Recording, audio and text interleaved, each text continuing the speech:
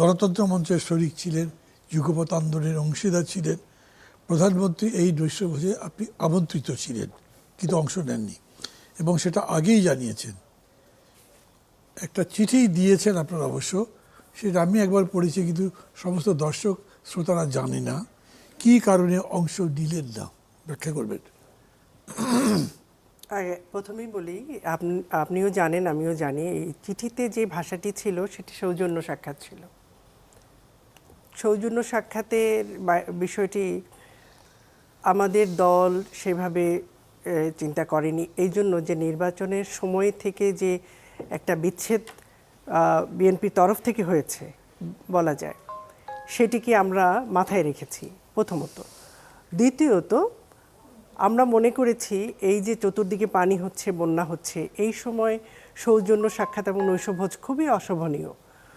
এবং তার সাথে আরেকটি শেষ কথা হলো যে এই সৌজন্য সাক্ষাতে যদি আমাদের এমন হতো যে আমরা যুগপৎ আন্দোলনে যে বিষয়গুলো নিয়ে আমরা মাঠে ছিলাম, স্বৈরাচারকে হটাবার জন্য আমরা দিনের পর দিন কোনো বিষয় উল্লেখ করা হয়নি, বা কোনো রাজনৈতিক আলোচনা হবে বা হবে না, তাহলে এই সাক্ষাৎটিকে আমরা গুরুত্বপূর্ণ মনে করিনি।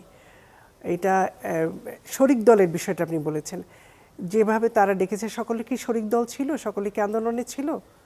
আমরা মাঠে ছিলাম, তো মাঠে আমাদের কোনো রকমভাবে অনুপস্থিত কেউ বলতে পারেনি। তো সব কিছু মিলিয়ে আমাদের কাছে মনে হয়েছে যে সৌজন্য সাক্ষাৎ ঠিক আছে, আমরা এটাতে যাব না। তবে আমরা এটা জানিয়েছি যে যদি কোনো এজেন্ডা থাকে রাষ্ট্র গঠনে, সংবিধান, জুলাই সনদ এবং স্বৈরাচার হটিয়ে যে নতুন ব্যবস্থাপনার আশা আকাঙ্ক্ষা ছিল, জনগণের যে দাবি প্রত্যাশা ছিল, সেই সব বিষয়ে যদি একেবারে করে আলোচনা করতে চান সরকার, নিশ্চয়ই আমরা সেখানে অংশগ্রহণ করব, সরকারকে আমরা পরামর্শ দেওয়ার চেষ্টা করব। আমাদের তরফ থেকে এটা আমরা জানিয়েছি এবং এই জন্যই আমরা এই দাওয়াতটিতে অংশগ্রহণ করিনি। সেটা তো আছে, থ্যাংক ইউ। কিন্তু এমনি যে প্রশ্নটা আমি জনাব হাসনাত কাইমকে করেছিলাম, মানে এর মধ্যে কোনো ফিউচার ডাইরেকশন দেখেন? ফিউচার ডাইরেকশন দেখি না, একটা দৃষ্টিভঙ্গি যারা এদিকে যেতে চাচ্ছে, ফিউচার ডাইরেকশন দেখি না। কারণ এখানে প্রধানমন্ত্রী কথা বলেছেন, বাকিরা বলেছেন, কোথাও কোনো ডাইরেকশনের কিছু পাওয়া যায়নি। আপনি নিজে ছিলেন সেখানে। আচ্ছা, আমি আপনাদের মানে জ্ঞাতার্থে আর একটা কথা বলে রাখি, এটার উপর আপনাদেরকে জবাব দিতে হবে এখন, তারা কিন্তু পরে দিতে পারবেন, দেবেন, সেটাই আমি চাইব। সেটা হচ্ছে 4 তারিখে বিএনপি একটা সেমিনার করবে সংস্কারের উপরে, এবং সেইখানে তারা চাইছে, এখন শরিক দল বলেন, যুগপৎ আন্দোলনে যারা ছিল তাদের কথা বলেন, তাদের সবাইকে সেইখানে যাওয়ার জন্যে বলা হচ্ছে হয়তো আস্তে আস্তে।